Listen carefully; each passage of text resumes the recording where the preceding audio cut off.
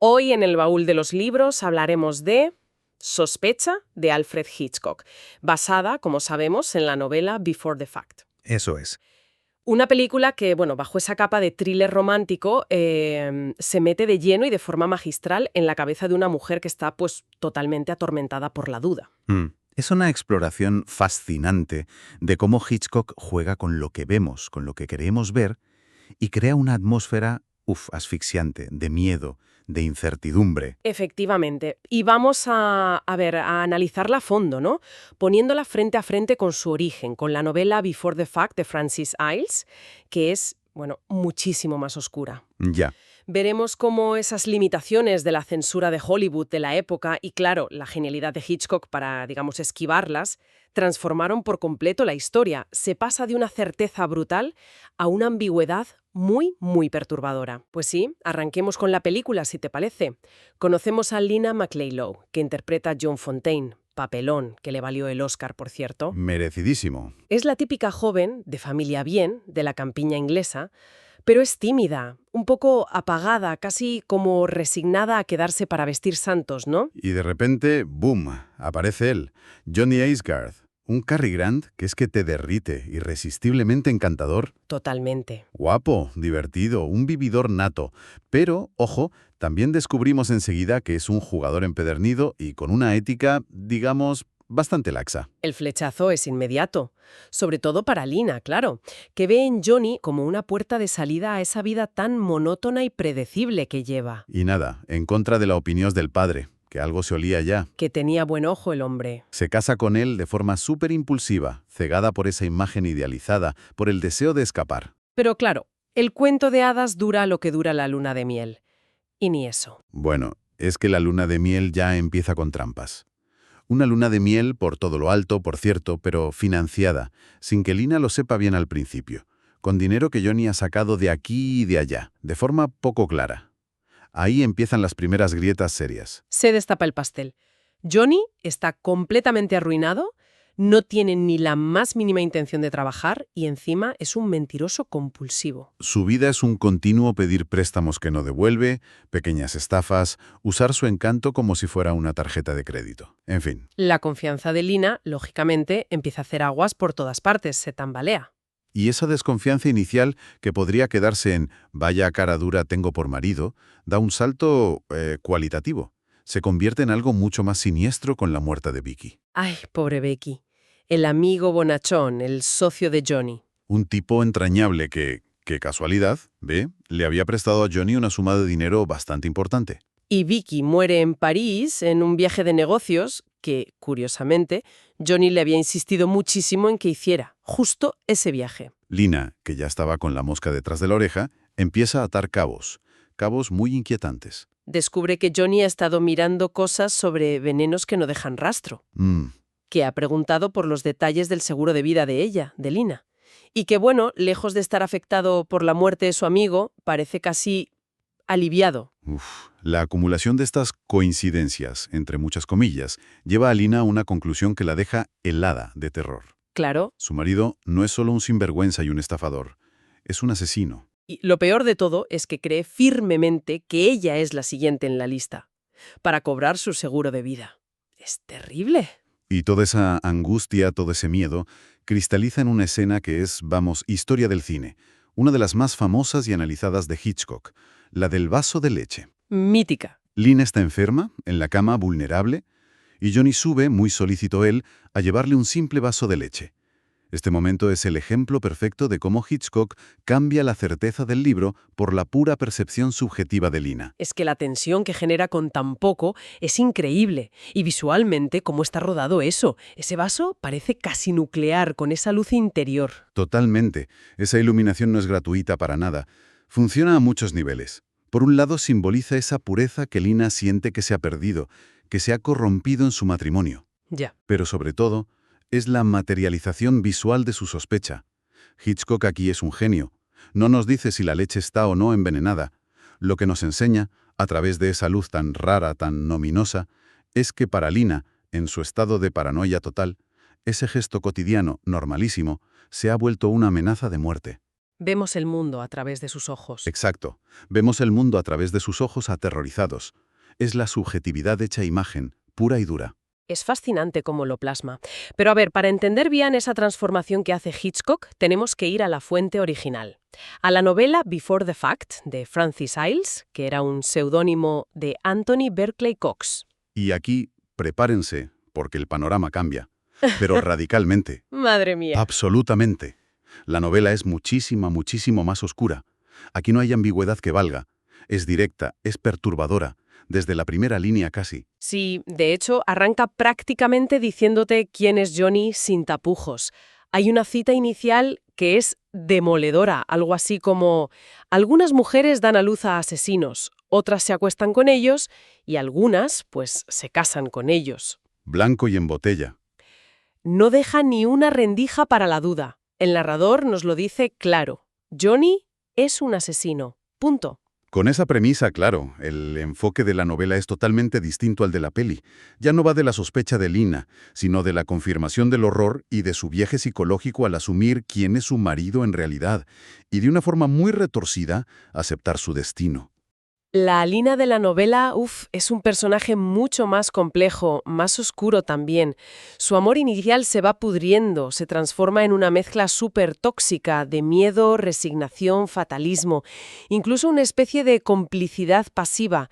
Ella sabe lo que le va a pasar. Y lo más inquietante es que no lucha contra ello. Se debate entre un amor enfermizo que todavía queda por ahí, el pánico absoluto, el miedo al qué dirán, al escándalo social si le deja. Es un retrato psicológico crudísimo de una víctima que, de alguna forma, se convierte en colaboradora de su propia destrucción. Es tremendo. Espera el final casi como si fuera una liberación. Es desolador. Y claro, ese final en la novela es implacable, sin ningún tipo de concesión, a diferencia de una película. Aquí no hay sorpresas de última hora. Johnny efectivamente asesina a Lina. Fin. No hay explicaciones que alivien ni giros que salven la situación. Una conclusión de una frialdad, de una crueldad psicológica tremendas. Y el estilo de Iles ayuda mucho a crear esa sensación, ¿no? Es muy particular. Desde luego. La prosa de ellos es muy analítica, distante, casi como si fuera un informe forense al describir cómo se degrada psicológicamente Lina y la amoralidad tan calculada de Johnny. Es como si estuviera diseccionando la relación con un bisturí. Exacto. Para la época era un enfoque muy avanzado y realmente desolador sobre la mente criminal y la fragilidad humana. Claro, adaptar algo tan crudo con ese final tan bestia, pues planteaba unos desafíos enormes en el Hollywood de los 40. ¿Cuáles fueron los principales problemas, los escollos? Pues básicamente dos, muy grandes. El primero, y quizá el más importante, era el famoso Código Hays. Ese código de producción cinematográfica súper estricto que vigilaba la moralidad en pantalla. Que no se podía mostrar según qué cosas. ¿Y eso cómo afectaba a un personaje como Johnny? No podía ser simplemente un asesino encantador que se sale con la suya, ¿no? Imposible. El código prohibía explícitamente que el crimen quedara impune, sobre todo si el criminal era un personaje atractivo, con el que el público pudiera llegar a simpatizar. Si Johnny era un asesino confeso como en la novela, la película tenía que acabar con su castigo. La cárcel, la ejecución. Algo. No podía haber un final donde él, digamos, ganara. ¿Entendido? ¿Y el segundo obstáculo? Tenía nombre y apellido. Cary Grant. Hombre, claro. Era la estrella masculina número 1. El galán por excelencia, romántico, sofisticado. El estudio, la RKO, estaba literalmente aterrado. ¿Normal? Temían que si Grant, su Cary Grant, interpretaba a un marido asesino, frío y calculador, su imagen pública se iría al traste. No querían arriesgar a su mayor activo comercial, lógicamente. Así que Hitchcock, junto con sus guionistas, que ahí estaba su mujer Alma Reville y también Samson Raphaelson, se encontraron en una encrucijada. Había que ser creativos. Y encontraron una solución, brillante en términos cinematográficos, aunque muy controvertida. Cambiaron el enfoque de raíz. En lugar de la certeza del asesinato que teníamos en la novela, centraron toda la película en la percepción subjetiva de Lina. Trasladaron el conflicto. Exacto. El conflicto pasó del mundo exterior, de los hechos, al interior de la mente de la protagonista. O sea que la pregunta clave ya no era ¿es Johnny un asesino? Sino más bien, ¿tiene Lina razón al creer que lo es? ¿O todo está en su cabeza? Es fruto de su imaginación, de su miedo, un giro de 180 grados respecto al libro. Y ahí es donde Hitchcock saca toda su artillería cinematográfica. Nos mete de cabeza en la perspectiva de Lina. Vemos lo que ella ve, sentimos lo que ella siente, sospechamos lo que ella sospecha. Es magistral en eso. Es que como espectadores no tenemos más información que ella. Vemos las mentiras, sí, el interés por los venenos, la muerte de Vicky, pero siempre, siempre a través del filtro de cómo lo interpreta Lina. Nos volvemos cómplices de su paranoia casi. Justo ese es el punto clave. Por eso, el suspense en Sospecha no es el típico quién lo hizo. No hay un misterio sobre la identidad de un culpable que resolver. El suspense es puramente psicológico. Radica en la angustia que va creciendo en Lina, en su aislamiento, en esa duda constante. ¿Mis miedos son reales o estoy exagerando? ¿Me estoy volviendo loca? Y la interpretación de Cary Grant es que es fundamental para mantener esa tensión, esa cuerda floja. Su encanto es casi como un arma de doble filo, ¿no? Absolutamente crucial. Grant le da a Johnny esa sonrisa encantadora, esa despreocupación casi permanente. Pero esa sonrisa es profundamente ambigua. No sabes a qué carta quedarte. Exacto. Es la naturalidad de un hombre que, bueno, sí, es un cara dura, pero inocente de asesinato. O es la máscara cínica de un psicópata manipulador que sabe perfectamente cómo camelarse a todo el mundo. Hitchcock juega de maravilla con nuestra propia percepción de Grant como estrella. Y esa ambigüedad es lo que te tiene ahí pegada a la pantalla sin saber si estás viendo a un sinvergüenza adorable o a un monstruo calculador. Te mantiene en vilo. Lejos de quitarle suspense, esa dualidad lo dispara. Lo intensifica muchísimo. Cada gesto amable, cada palabra tranquilizadora de Johnny podría ser en realidad una amenaza velada. La incertidumbre es constante.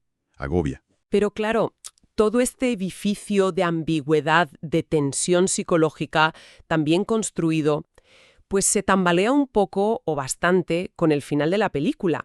Un final que sigue siendo, vamos, a día de hoy uno de los más discutidos y criticados de toda la filmografía de Hitchcock. Sin duda alguna. Ese final, impuesto por el estudio como decíamos, deshace gran parte del camino que se había recorrido tan hábilmente. De repente, ¡zas!, se nos revela que Johnny no es un asesino, Que sí, que investigó sobre venenos. pero porque planeaba suicidarse él mismo por las deudas. Que la muerte de Vicky fue un accidente, y que el viaje sospechoso era a Liverpool para buscar trabajo, no a París para huir. Una explicación para todo. Está con calzador. Algo apresurada. Muchos sienten que es como una traición a la lógica interna que la propia película había ido tejiendo tan cuidadosamente. Es la crítica principal y es totalmente comprensible. Se percibe como un pegote, como una concesión obligada al código Hays y a proteger la imagen de Cary Grant. Es el típico final feliz de Hollywood, que en este caso rompe la atmósfera, la tensión psicológica que era la base de todo. Es, hay que reconocerlo, el punto débil, el talón de Aquiles de la película. Totalmente. Sin embargo, y a pesar de ese final comprometido, que nos deja a todos con una sensación un poco agridulce, sería muy injusto reducir Sospecha solo a eso, porque durante la mayor parte de su metraje es un ejercicio de thriller psicológico magistral. Estoy de acuerdo. El retrato de la manipulación emocional dentro de la pareja, cómo Johnny va minando poco a poco la seguridad de Lina, es fascinante y, terriblemente realista todavía hoy. Y la atmósfera opresiva que crea Hitchcock es palpable, especialmente en esa mansión lujosa que se convierte en una especie de prisión dorada para Lina. Es asfixiante. Sí. Y la actuación de Joan Fontaine es extraordinaria. De verdad, consigue transmitir esa mezcla tan compleja de vulnerabilidad, de amor inicial, de miedo que va creciendo, de parálisis, de una forma muy, muy convincente. Ella es nuestro vehículo emocional a través de toda la historia. Además, los temas que toca siguen siendo súper relevantes. Cómo el idealismo romántico nos puede cegar ante señales de peligro evidentes. Y sobre todo, cómo la sospecha, una vez que echa raíces en la mente, actúa como un veneno lento. Es que distorsiona la realidad, convierte cada detalle en una prueba de cargo, y es casi imposible de quitarse de encima. La película es un estudio brillante sobre lo corrosiva que puede ser la duda dentro de una relación íntima. Entonces, para ir concluyendo, tenemos por un lado la novela Before the Fact, una obra brutal, muy adelantada a su tiempo en cómo analiza la crueldad psicológica, la resignación, con una certeza terrible sobre la maldad humana. Exacto. Y por otro lado, la adaptación de Hitchcock, Sospecha. que incluso con esos compromisos y ese final problemático, logra algo distinto pero igualmente valioso. Transforma la certeza del asesinato en la subjetividad asfixiante de la sospecha. Convierte esa oscuridad tan explícita de Ailes en una especie de poesía visual del miedo y la incertidumbre. Podríamos decir que el verdadero terror de la película reside justo ahí, en esa cámara de tortura psicológica que Lina y Hitchcock con ella construyen en nuestra mente. Cada gesto ambiguo de Johnny se amplifica, se retuerce a través de ese filtro de la posibilidad criminal. Sin duda. Sospecha es fundamental para entender el lenguaje del suspense de Hitchcock, la complejidad de las relaciones marcadas por la dependencia y la desconfianza, y también, pues, las dificultades de la adaptación cinematográfica en el Hollywood clásico. Sí. Y nos deja ahí flotando esa pregunta tan inquietante y universal. ¿Llegamos a conocer realmente, de verdad, a la persona con la que compartimos nuestra vida? Hasta aquí una nueva intromisión en los libros. Mañana tendremos un nuevo episodio de que hablaremos. Hasta mañana.